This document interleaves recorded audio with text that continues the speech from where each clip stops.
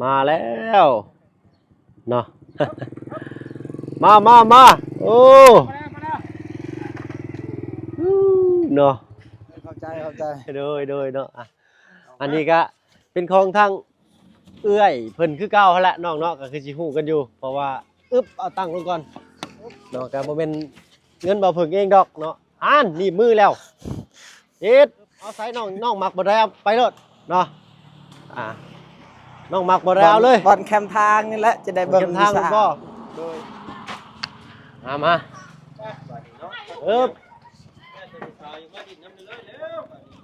ยืมเอายังออกมาอีกบ่เพราะว่ามันจึงได้อันนั้นเนาะ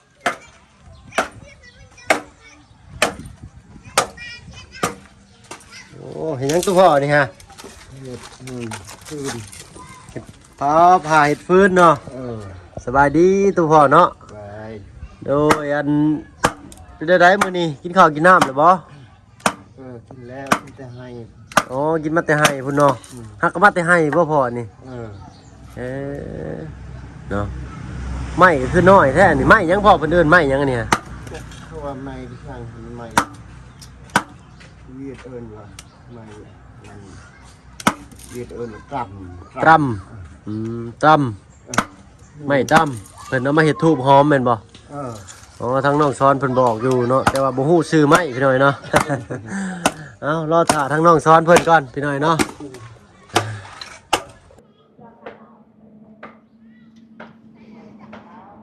พี่น้อยเนาะ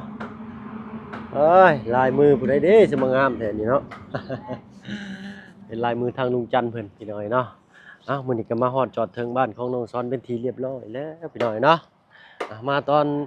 ค่อยค่ำแรงลงพี่น้อยเนาะก็พากันค่อยๆย่างขึ้นมาไต่ขึ้นมาตั้งแต่ทางบ้านทางซ่องหมดแหละพี่น้อยเนาะฟ้าก็มืดครึ้มมาแล้วพี่น้อยเนาะภาพเก่ามุมเดิมเนาะทางบ้านน้องซ้อนเฮาเนาะ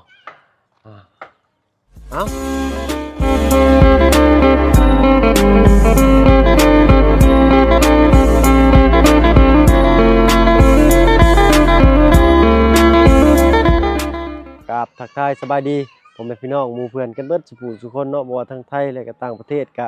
ยินดีต้อนรับเข้าสู่ช่องบ่เพิ่งเคยลาอีกคือเก่าพี่น้อยเนาะหลังจากห่างหายกันไปหลายมื้อหลายวันก็กลับมาพบพ่อกับทางน้องซ้อนเพิ่นพี่น้อยเนาะรอท่าทางน้องเพิ่นมาแต่อาบน้ำก่อนพี่น้อยเนาะเพราะว่าทางน้องเพิ่นยังพาบ่บุญไปเบิ่งบ่ออาบน้ำอยู่พี่น้อยเนาะมื้อนี้มาก็3ก๊ก3เคยคือเก่าพี่น้อยเนาะบรรยากาศก็ครึมๆนี่เด้อพี่น้อยเนาะจักฝนตกอีกแหละมื้อแรงนี่ทางนี้ก็ฝนตกดีขนาดพี่น้อยเนาะ มาพ่อกับพ่อเห็นทางตู้พ่อเพิ่นฟันไม้อยู่ปอกอยู่พี่น้อยเนาะเพิ่นพาเฮ็ดฟืนเนาะไม้ที่เพิ่นเอาเปลือกไปเฮ็ดธูปหอมพี่น้อยเนาะเวียดนามพี่น้องไอเวียดเฮาเนาะมามื้อนี้ก็ได้แต่เตียงพี่น้อยเนาะหรือว่าแค่มาฝากน้องซ้อนเพิ่นเนาะทางเอื้อยน้ำตาลเพิ่นอยากให้น้องซ้อนเนาะมีเตียงมานั่งพักผ่อนพักเช้าเวลาทีมงานมากก็สิได้พักผ่อนพักเช้านํพี่น้อยเนาะแล้วก็เครื่องตัดหญ้าเนาะทางบ่าวเพิ่งเลี้ยวเบิ่งท้องฟ้ามืดครึ้มแล้วก็คิดว่าเอาใส่ทางในรถบ่ได้นะก็สิวางไว้ข้างนอกก็ย่านฟ้าลมฝนตกเนาะย่านมันพังไปก็เลยเป็นมืออื่นพี่น้อยเนาะขอโทษขออภัยนำหลายๆเนาะมืออื่นก็รอบนี้ก็เอาแต่เตียงมาก่อนเนาะเป็นมืออื่นก็แล้วกันพี่น้อยเนาะสิได้เป็น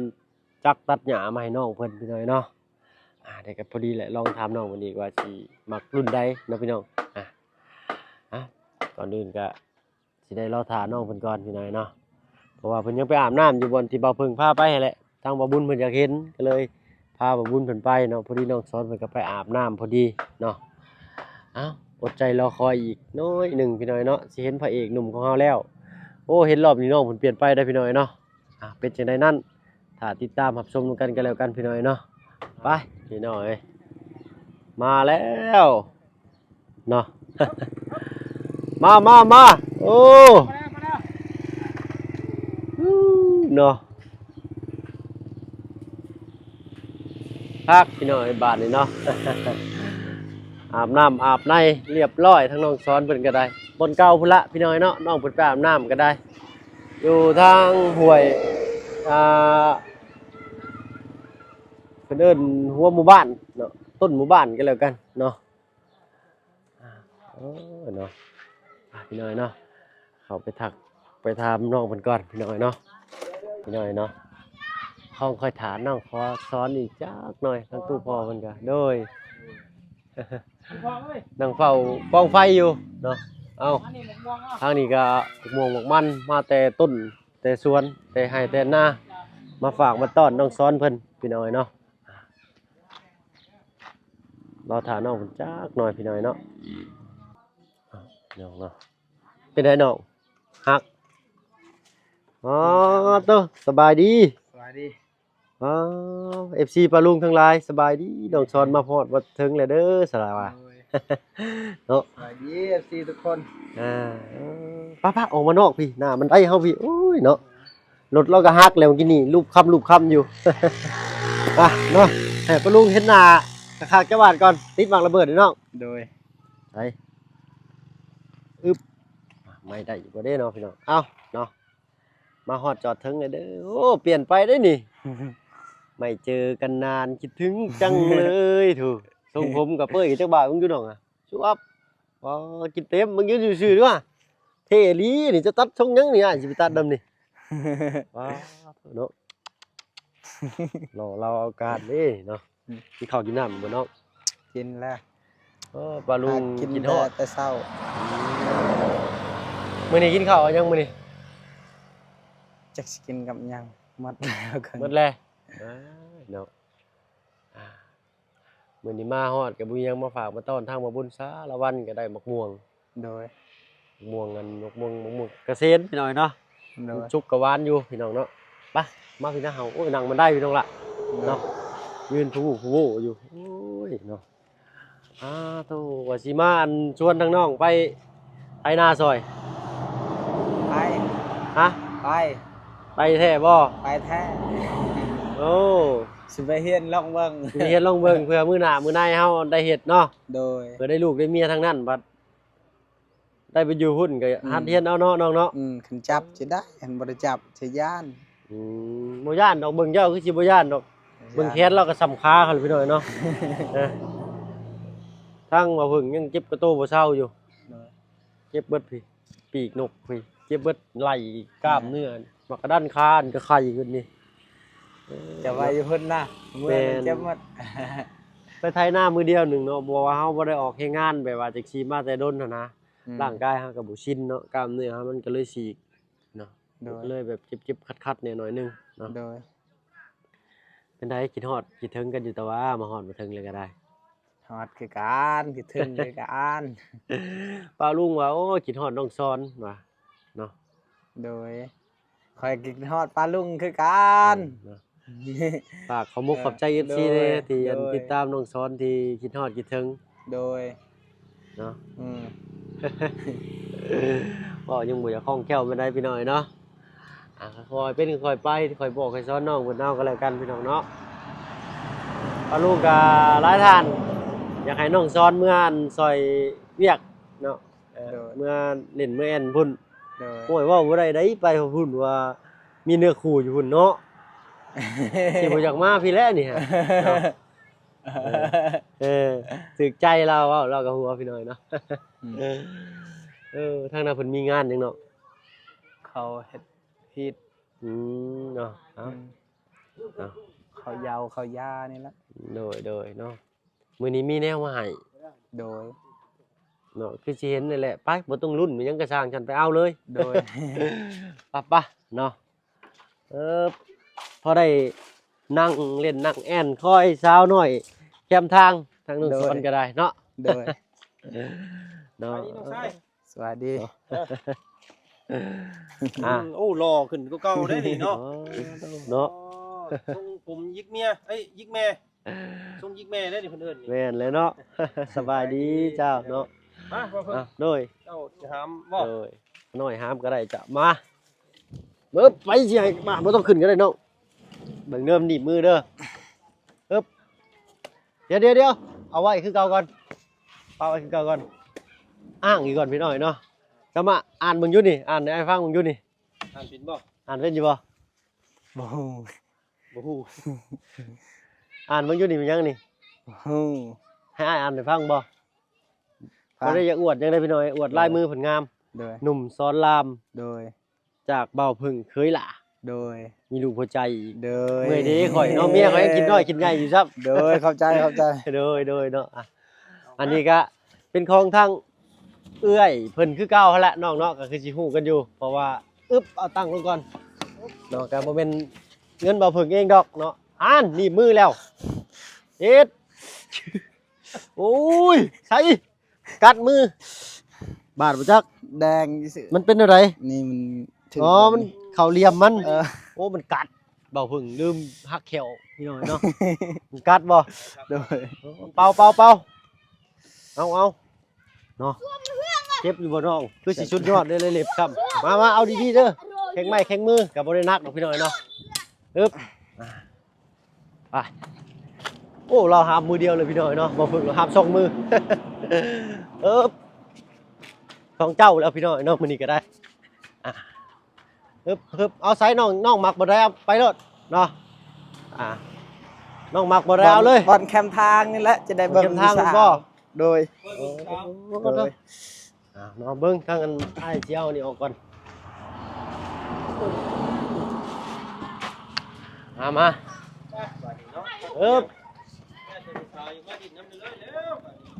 ยืมเอายังออกมาอีกบ่เพราะว่ามันจึงได้อันนั้นเนาะ โดย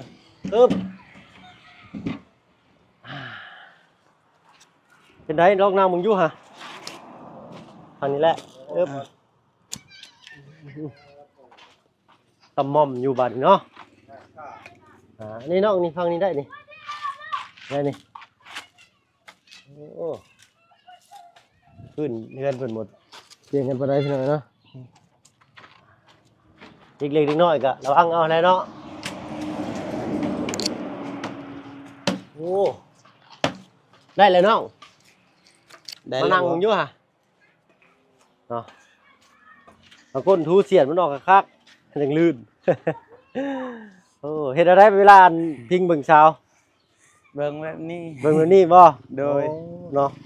เอาหมอนมาจาก2-3อัน โดยเบิ่งแก้เงา เบิ่งแก้เงา โดย ยังเงาอยู่บ่ซุมื้อนี้ก็ได้ ยังเงาอยู่ ทูรูปมักหล่อๆสิแก้เงา แต่มี FC ที่มาคุยนำก็บ่ได้เงาบันได เนาะก็ขอมุกขอบใจทั้งปาลุง FC เพิ่นหลายๆพี่น้อยเนาะ โดย เนาะจะคอยบอกคอยสอนเนาะมันยังเว้าผิดบ่ถึกหยังก็ได้เนาะทางบ่พึ่งก็คือกันพี่น้อยเนาะบ่ได้ว่าแต่บอกแต่สอนคนอื่นทางบ่พึ่งก็ถ้าว่าผิดพลาดประการใดก็ขอโทษขออภัยเนาะว่าจาใดบ่สุภาพก็ขอโทษขออภัยนำเลยล่ะพี่น้องเนาะก็คอมเมนต์มาติเตือนได้พี่น้อยเนาะทางเฮาก็สิเข้าไปอ่านด้วยตนเองแล้วก็สิปรับปรุงให้พี่น้องเนาะ ก็แล่นวันอยู่พี่น้อยเนาะนะเตียงนี้ก็เป็นของทางผู้ใหญ่ทางฝั่งไทยเพิ่นเนาะ โดย เพิ่นชื่อว่าเอื้อยน้ำตาลหรือว่าพี่น้ำตาลเนาะ โดย เพิ่นมองเห็นทางน้องซ้อนแล้วก็เวลามานั่งมาแอนหรือว่าบ่มีบ่อนนอนพักนะพี่น้อยเนาะมาบ่อยากขึ้นนอนเรือนมันร้อนๆเนาะตู้เตียงก็ไปหันปึ๊บเอาหมอนมานอนเย็นนี่เนาะ โดย นอนไปนำก็มือกายน้ำผากบ่แม่นได้คนกินหลายนั่นน่ะเนาะนอนแล้วก็คอยผู้สาวเจ้าบ่ต้องเว้าหลายยิ้มแป้นจะบาทหนึงเว้ยแต่โคกๆผู้สาวน้องไอ้เนาะ มีแต่ยิ้มผู้เดียวนี่แหละเขามา เนาะเอ้าก่อนอื่นโอ้นี่เด้ถึงตัดหญ้าเนาะโอ้เห็นแหละ อยากได้คือกันเด้อ เนาะ กับพี่ได้ เอา สิ อด ได้ เอาเนาะมื้ออื่นได้ถึงเลขอีกมื้ออื่นนี่เนาะมื้อนี้ว่าสิถึงเลขแล้วฝนสิตกก็เลยบ่ถึงดอกเนาะ โดย ยัดใบเลขเปื่อยเนาะ โดย เอามื้ออื่นก็แล้วกันจังถึงเลขเนาะ โดย บ่ทวงบ่ทันพี่น้อยเนาะอันนี้ก็เป็นของพี่น้ำตาลเนาะเพิ่นเป็นผู้ใหญ่ใจดีจากฝั่งไทยแต่ว่าเพิ่นไปอยู่เยอรมันพี่น้อยเนาะ โดย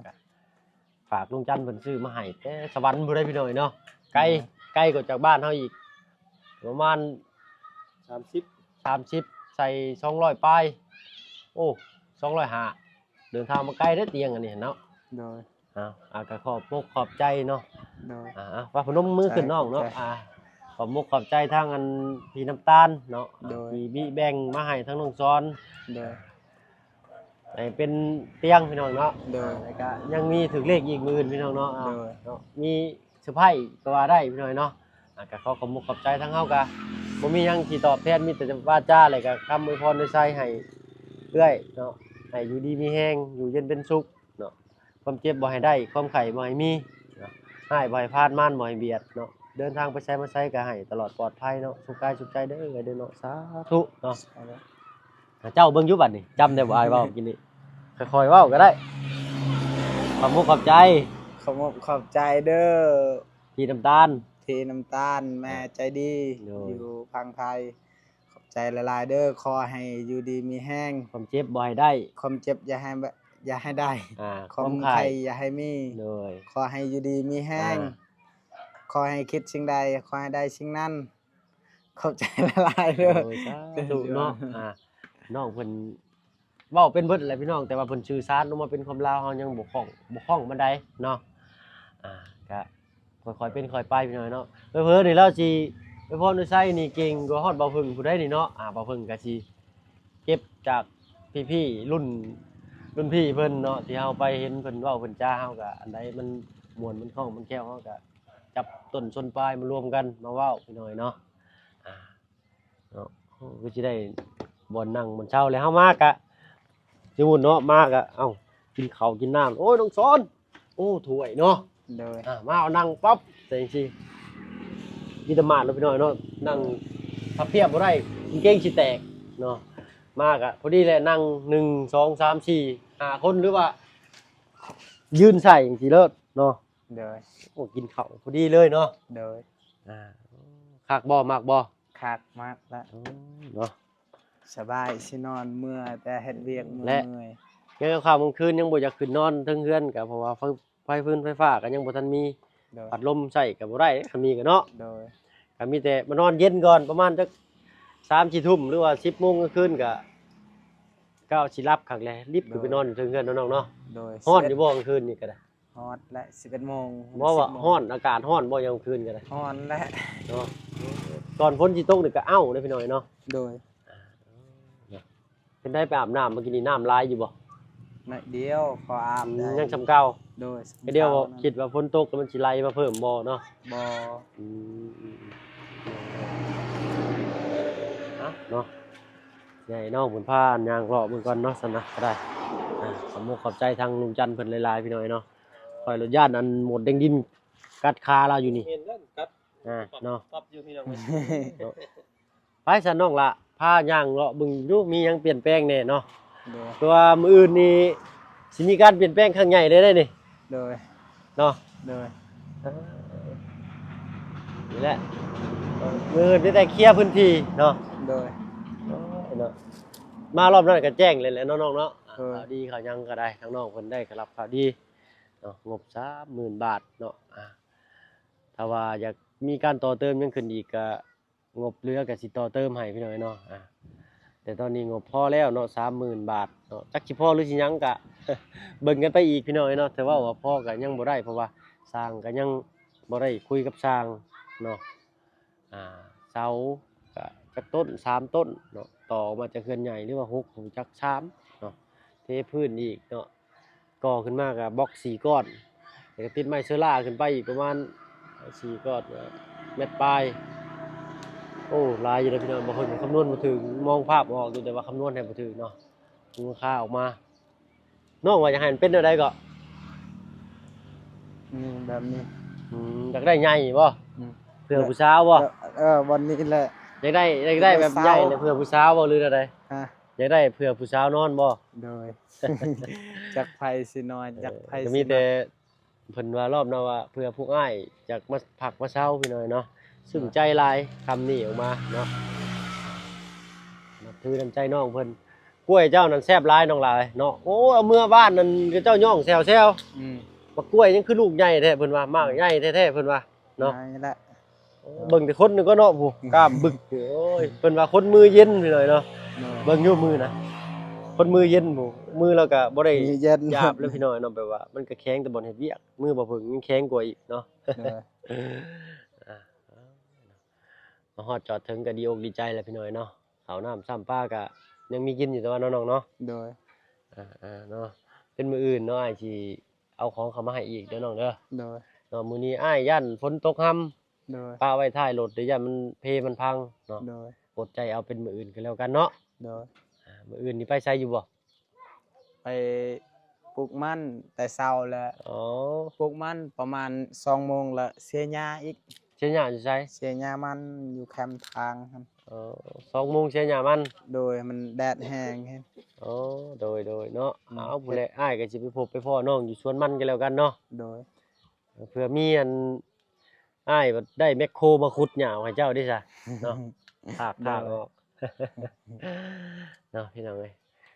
รถก็คือว่าน้ำมันสิเบิดแต่จนควันรถแล้วกันเนาะพี่น้องเอ้ยโอ้ไปภูนี่เขายันอีก2 รอบนี่ค่อยว่ายันเรียบร้อยอยู่กลางป่าพุ่นน้องเอ้ยเนาะ เรียบร้อย ออกมาบ่ได้นั่นปะหั่นในยางออกมาแล้วจ้ะ ไปมื้อนั้นยังบ่ได้ควานปานใด อืม มือหายใจไปน้ำเจ้าควันแห้ง มื้อนี้มีไผเข้ามาหาแน่เลยเนาะนอกจากพวกอ้ายแล้วมีไผอีก บ่มี เลย เมื่อ เนาะ วานนี่มีแต่เบายังเบาบุญบันปลานั่น อืมคนนั้นตัวใหญ่ๆเห็นบ่ โดย โดย กับ เนาะ เบายังนะ ชื่อใดๆเนาะบ้าน ลืมเลยชื่อเราพิ่น เป็นคนลักษณะใดๆฮะลุงเหิมบ่ โดย ลุงเหิมหรือเบาเสียง เบาเสียงจ้ะ โดยเนาะ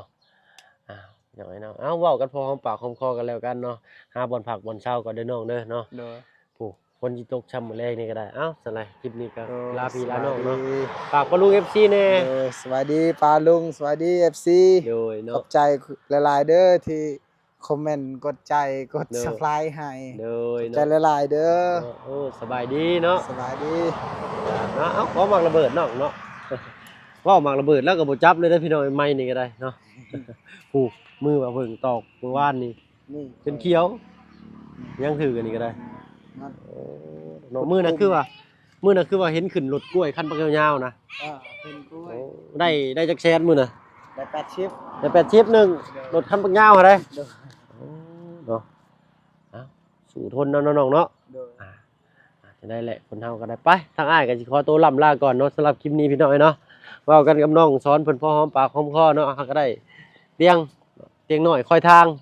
คอยนางมาพร้อมเพิ่นว่า เว้านัวหัวม่วนเด้อพี่น้องเนาะสำหรับคลิปนี้ขอตัวลาลงแล้วพี่น้องเนาะพบกันคลิปหน้าคลิปนี้เอาเป็นว่าสบายดีพี่น้องเนาะ